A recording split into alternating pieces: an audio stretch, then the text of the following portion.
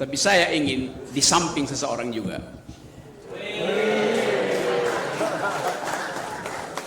Bayangkan misalnya bila Kiai Haji Ahmad Dahlan 100 tahun yang lalu memilih untuk jadi komisaris, maka bangsa ini tidak punya landasan untuk berpikir. Tapi alhamdulillah beliau memilih untuk mendirikan lembaga-lembaga pendidikan, dan itu yang kita apresiasi sekarang. Jadi sekolah ini sekolah yang gagasannya sebetulnya sudah didirikan 100 sekian tahun lalu oleh Ahmad Dahlan. Idenya ada di situ. Pendidikan itu pedagogi, artinya mengajarkan kejujuran. Korupsi adalah lawan dari kejujuran. Jadi betul-betul tadi diterangkan oleh Pak Busro bahwa keinsyafan ideologis itu kita alami sekarang. Kita insyaf secara ideologis bahwa pendidikan itu ditanggalkan oleh permainan kekuasaan dan kita masuk dalam jebakan para koruptor. Jadi itu poin dasarnya. Jadi terhubunglah epistemologi dari ide anti korupsi dengan etika yang dipilih oleh Pak Kiai Haji Ahmad Dahlan, yaitu dia tidak ingin jadi komisaris, dia ingin jadi pedagog, mendidik bangsa ini. Itu bab pertama. Jadi teman-teman, kita ada di dalam kegalauan sebetulnya, sehingga kita terpaksa bikin sekolah. Dan orang mungkin akan sinis pada teman-teman, ngapain bikin sekolah? Toh beberapa petinggi IMM juga jadi komisaris sekarang.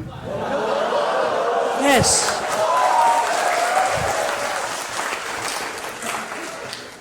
Jadi ini semacam refleksi juga untuk menghalangi jangan sampai ada generasi yang diturunkan. Kenapa Pak? Kan kita kan di dalam upaya kita membongkar para koruptor, yang pertama kita bongkar kawan-kawan kita.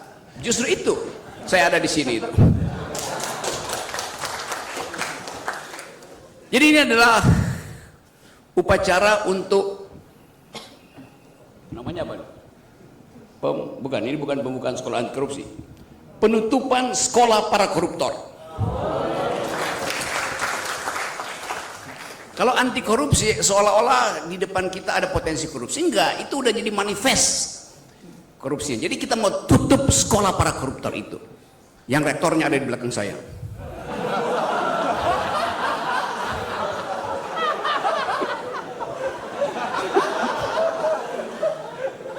Karena kalau saya ingatkan pada saudara, Pak Jokowi, saya sengaja supaya diluruskan. Presiden berkampanye di periode kedua, saya akan memimpin langsung pemberantasan korupsi. Itu yang disebutkan oleh sang kepala sekolah pada waktu itu. Dan sekarang ada rekan separtainya kabur dari Indonesia, balik lagi dengan pakai Gulfstream private jet seharga 400 miliar. Ada fotonya, beliau berdampingan dengan presiden. Ada fotonya, beliau berdampingan dengan separuh kabinet. Jadi kalau kita tanya di mana sekolah para koruptor, ya di kabinet, di markas partai, di parlemen. Itu yang mau kita tutup sebetulnya tuh. Karena mereka yang merusak bangsa ini, yang membuat kita tidak bisa membayangkan masa depan. Yang membuat milenial itu ya udah nggak usah ikut pemilu, nggak usah berpolitik. Sekarang milenial membenci politik karena dianggap politisi itu identik dengan koruptor. Kalau ditanya apa definisi politisi, ya pencuri. Dan betul-betul tiba pada definisi yang membuat kita jengkel. Dan bahkan anggota DPR sendiri mengatakan bahwa kami politisi, kami ada binatang politik gitu. Tapi binatang kan makan secukupnya. Jadi ada prinsip di dalam filosofi, manusia tidak mungkin jadi binatang. Manusia hanya bisa jadi di atas binatang atau di bawah binatang itu. Atau dia melampaui kebinatangan, atau dia bahkan di bawah binatang. Jadi koruptor itu adalah mereka yang memilih untuk menjadi bagian di bawah kebinatangan, bukan sebagai binatang. Nah, saya sedang bahwa akhirnya ada forum untuk wake up call bahwa sejumlah anak muda tetap memikirkan arah keadilan bangsa ini. Jadi kita bertemu di sini karena ada value yang sama, yaitu menginginkan agar supaya nasib bangsa ini tidak ditentukan di Merdeka Utara, mungkin harusnya ditentukan di Merdeka Selatan,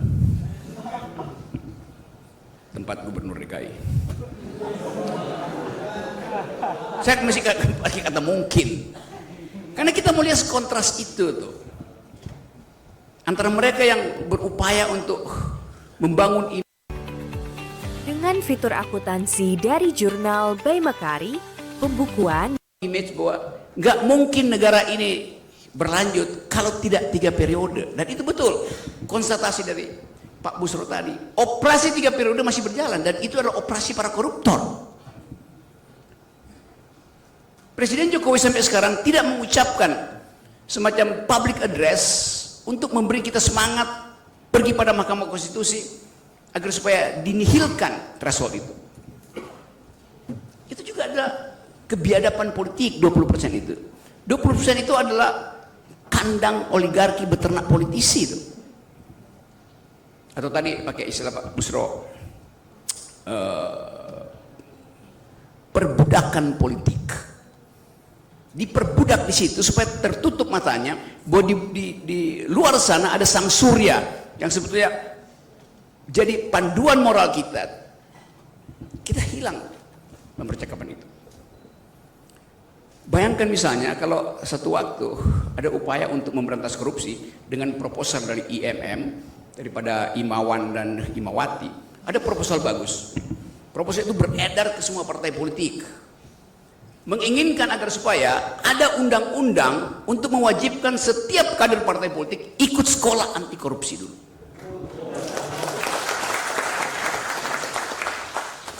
Karena mereka yang potensial jadi koruptor, bukan kalian. Kalian jadi guru mereka, harusnya begitu kan. Proposal itu masuk karena desakan publik, semua orang bicara, dan FNN yang paling kencang di depan tuh. Headline, kalau Anda ingin jadi legislator, Anda ingin jadi pejabat, harus lulus dulu sekolah anti korupsi IMM. Karena memang FNN kerjaannya begitu, forum nantang-nantang.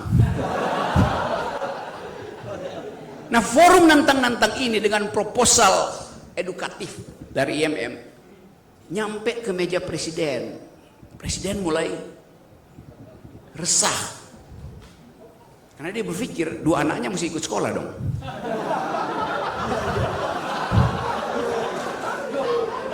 Loh, ini kan pikiran dia tuh yang bagus tuh. Lalu satu waktu dia undang makan ketua Mahkamah Konstitusi, manggilnya, "Dik, kita makan malam dulu." Sebagai keluarga. Di tengah upacara makan itu, sang presiden bertanya, "Dik, dengar proposal dari IMM yang udah viral itu?" "Oh ya Pak Presiden." Resmi, dia nggak bilang mas gitu. Padahal sebetulnya setelah makan malam dia panggil mas. Ketua MK bilang, "Iya saya dengar itu. Bagaimana pendapat Mahkamah Konstitusi?" "Oh itu bagus. Karena itu akan jadi sinyal pertama bahwa bangsa ini sedang menumbuhkan pemerintahan yang bersih." Lalu Pak Jokowi bilang, "Maksudnya apa?" "Menimbulkan pemerintahan yang bersih." Mau nyindir ya. Tiba-tiba Pak Jokowi jatuhkan sendoknya, ting, berhenti percakapan itu. Hanya dengan sinyal sendok dijatuhkan, itu artinya hentikan proposal IMM. Karena kekuasaan bisa melumpuhkan semua ide. Jadi kita bayangkan bagaimana susahnya menerbitkan pikiran baru tentang pemerintahan yang bersih. Junto pemerintahan yang baru. Melalui tema ini, seluruh bangsa ini sebetulnya diganggu kesadaran etisnya. Tapi pertanyaan kita, gangguan itu masuk nggak sampai ke otak terakhir dari kekuasaan? Kalau di ujung pembicaraan kita, 20 menit setelah selesai kita bersidang di sini, ada seseorang datang lagi dengan rompiku oranye di gedung KPK, lalu kasih konferensi pers. Lalu pers kerubutin dia di koridor depan KPK tuh. Apakah dia akan dipermalukan di situ? Tidak, karena koridor KPK sekarang jadi the corridor of fame, bukan lagi corridor of shame. Koridor yang akan dipakai oleh mereka untuk memperlihatkan bahwa gak ada soal jadi koruptor, diuluk-ulukan. Bahkan Najwa Shihab datang ke mana tuh?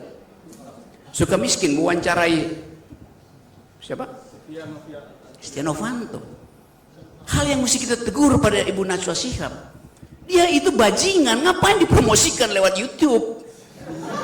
Kan jadi kesadaran etis itu, ya saya akan tegur. Najwa teman baik saya, tapi ethically it is wrong gitu. Kan akhirnya orang merasa jadi koruptor artinya jadi selebritis. Nggak ada lagi pembenahan moral tadi, hukuman sosial. Itu yang ingin kita pastikan di dalam upaya untuk membangun bangsa ini. Jadi teman-teman, saya senang bahwa kita ada di dalam kesempatan untuk menghidupkan kembali harapan. Sekarang kita seolah-olah bebankan korupsi ini pada oligarki. Tiap kali ada korupsi kita bilang itu karena kerjaan oligarki. Lo korupsi dua pihak tadi yang bahkan disebut dalam ayat suci itu. Yang memberi dan yang menerima. Oligarki memberi pada rakyat, mengambil dari rakyat? Enggak. Apakah oligarki menyogok saudara-saudara? Tidak. Oligarki menyogok kebijakan di istana. Kita dapat impactnya. Kalau kita belajar tentang apa yang disebut the power of economics, kekuatan ekonomi apa sebetulnya? Pertama, ekonomi itu mampu untuk menghukum seseorang atau satu lembaga. Sama seperti sekarang ada perang di Ukraina, Amerika Serikat memakai kekuatan ekonominya untuk mempanis Rusia melalui embargo. Itu fungsi pertama dari kemampuan ekonomi saya bisa saya pakai untuk mengendalikan orang lain dengan embargo. Tapi kadangkala bagian itu tidak efektif karena Rusia tetap eksis saja. Di embargo pun dia masih hidup. Hal yang sama juga pernah Amerika lakukan ke Cina tuh, tentang pembatasan impor. Lakukan oleh Presiden Biden di awal kepemimpinannya tuh, nggak berhasil juga. Jadi power itu bisa tidak berhasil karena sifat dunia yang kalau di embargo Rusia tidak semua negara mau ikut Amerika karena soal kebutuhan dasar itu dia bisa diam-diam beli gandum lagi dari Rusia lewat black market, gampang aja. Cina juga begitu. Kalau barangnya nggak bisa masuk ke Cina, dia cari cara melalui operator-operator lokal sehingga barangnya beredar juga. Tapi ada fungsi kedua dari kekuatan ekonomi, yaitu mempengaruhi kebijakan.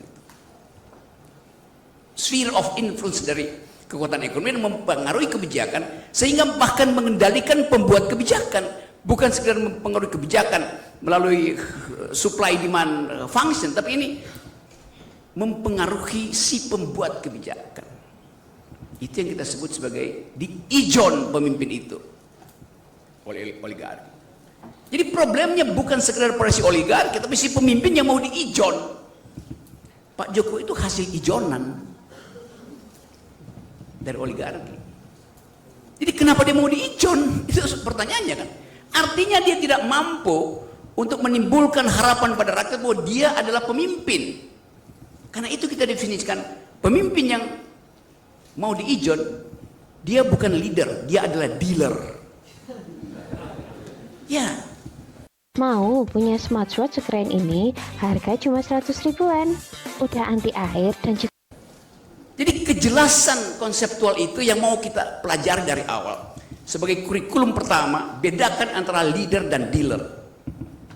Dealer pasti menanggalkan prinsip-prinsip integritas. Leader nggak mungkin.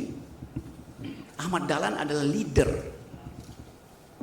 Komisaris-komisaris BUMN dan IMM adalah dealer. Ya. Saya nggak bakal kena delik karena saya ucapkan di forum akademis. Jadi teman-teman semua, kita hidup di dalam kawasan para dealer yang tadi disebut Pak Busro. Kita hidup di dalam perbudakan para dealer. Bung Karno memimpin sebagai leader, tapi PDIP isinya dealer semua. Bayangkan ya Pak, ya Harun Masiku adalah dealer. Yang sekarang saudara Mardhani Maming adalah juga dealer. Jadi itu intinya, di mana persembunyian para dealer itu, di situ kita lakukan pendidikan politik. Kalau masih bisa berubah. Tapi seringkali orang merasa bahwa oke, biarkan Pak Jokowi mimpin, atau biarkan KPK mimpin, atau apa aja kejaksaan mimpin. Di dalam tingkat tertentu, korupsi itu tidak bisa lagi dibenahi dari dalam. Seorang perempuan aktivis Amerika berkulit hitam, ketika ditanya bisa enggak kekuasaan itu diubah dari dalam, dia bilang begini, namanya Audre Lorde, the master's tool will never dismantle the master's house. Peralatan raja tidak mungkin dipakai untuk membongkar istana raja. Oleh karena itu mesti ada peralatan dari luar yang kita sebut sebagai Civil Society Movement, CSO Movement. Yang kita sebut sebagai gerakan mahasiswa, gerakan buruh, sekolah anti korupsi. Ini semua peralatan di luar, bukan peralatan raja. Jadi nggak mungkin kita percaya bahwa KPK bisa membongkar korupsi, karena KPK adalah bagian dari peralatan raja, tadi diterangkan Pak Busro. Kan dia peralatan raja aja, kedudukannya di bawah raja. Dan itu yang dilakukan oleh si kepala sekolah yang tadinya berjanji memberantas korupsi. Jadi teman-teman, bagian itu saya kira yang penting kita bicarakan. Masih ada sampai jam berapa kita ya? Ya, terus saja sampai korupsi bubar. Jadi kita bukan sekedar ingin melindungi generasi kita dari potensi penularan korupsi. Lebih dari itu kita ingin menghalangi perluasan wilayah koruptor ini. Jadi sekolah ini ada sekolah untuk menghalangi meluasnya ide tentang korupsi. Apalagi masuk di dalam tahun pemilu. Yang pasti korupsi akan meningkat. Bukan karena rakyatnya mudah disogok, tapi karena pemerintah mengkondisikan rakyat itu jadi miskin sehingga nggak mungkin berpikir tentang apa yang kita ucapkan hari ini. Pemerintah punya surplus 300-400 triliun dari jualan batu bara, jualan mineral, jualan sawit segala macam. Yang harusnya, kalau Sri Mulyani sekarang bilang bahwa kemungkinan negeri ini masuk dalam jebakan ekonomi sangat besar, gampang ngatasinya.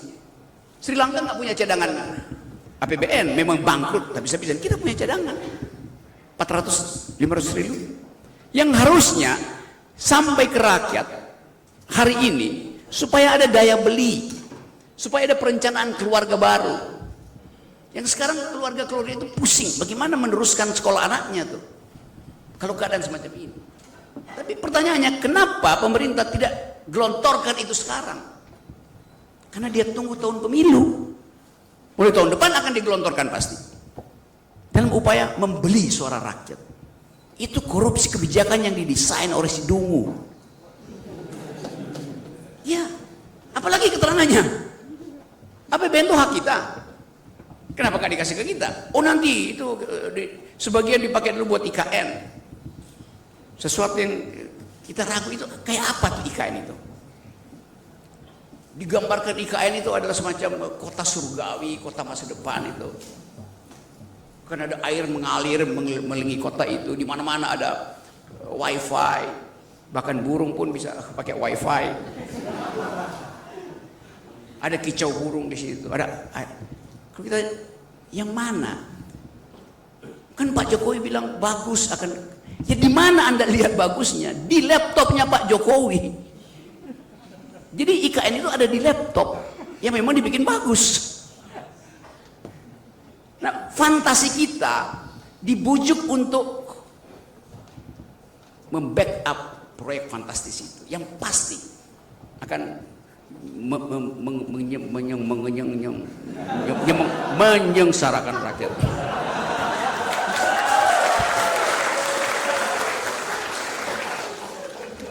Tetapi perlawanan pun terjadi. Kemarin minggu lalu saya kasih kuliah semacam ini di Universitas Mula Warman di Samarinda. Bayangkan, itu universitas negeri. Tapi akhirnya karena desakan mahasiswa, rektornya izinkan saya diundang ke situ. Yang biasanya nggak ada itu tuh, kalau universitas negeri udah Rocky Gerung dicoret, FNN dicoret, Busra Mukodas dicoret. Tetapi saya mendeteksi bahwa ada perubahan cara berpikir itu. Mungkin Pak Rektor Mula Warman tahu bahwa saya pasti akan kasih kritik. Tapi sebagai akademisi dia tahu bahwa kritik saya itu tidak ada pretensi kekuasaan karena saya ucapkan di forum akademik. Ini saya ngomong di situ. Dosen ada di situ dan merasa oke, tersalurkan hasrat untuk beroposisi. Yang selama ini nggak mungkin diucapkan, karena kalau diucapkan pasti kumnya itu turun. Bayangkan misalnya Pak Rektor Mula Warman mengambil risiko, karena universitas itu dapat proyek, pasti dapat proyek dari pemerintah untuk membenarkan IKN yang ada di wilayah itu, membenarkan AMDAL-nya. Yang sering saya kritik, keputusan politik udah dibuat, baru AMDAL-nya disusulkan, kan ya dululah. Kan dalam soal lingkungan, AMDAL harus dibuat dulu, baru jadi keputusan politik. Ini terbalik. Udah diputuskan, baru Pak Jokowi minta, oke, tolong bikin AMDAL. AMDAL buat apa? Ya pasti buat mendukung, bukan untuk membuat kritik. Padahal kita belajar ilmu lingkungan di mana seluruh dunia, AMDAL itu harus di depan. Karena AMDAL adalah upaya untuk menghalangi semua proyek yang bersifat merusak lingkungan. Kalau dia lolos, nah itu artinya AMDAL-nya betul-betul bagus. Jadi dari segi proses pembuatan kebijakan udah koruptif. AMDAL dibuat belakangan itu udah koruptif. Tapi sugesti saya adalah bahwa banyak sebetulnya pejabat akademis yang menginginkan perubahan tapi masih tertahan oleh feodalisme, oleh ketakutan. Muhammadiyah nggak peduli soal-soal semacam itu. Jadi sekali lagi ini sekolah yang bagus karena didasari oleh satu pikiran. Dan saya kira betul bahwa Muhammadiyah ada 180 universitas. Kalau 180 universitas itu mogok berpikir, IQ nasional kita jemplok. Jadi nasib bangsa ini memang ditentukan oleh teman-teman sekalian, minus para komisaris. Maka kesempatan ini kita pakai untuk menghidupkan kembali harapan bahwa sang surya tidak bisa dicegah untuk memberi cahaya kejujuran. Terima kasih.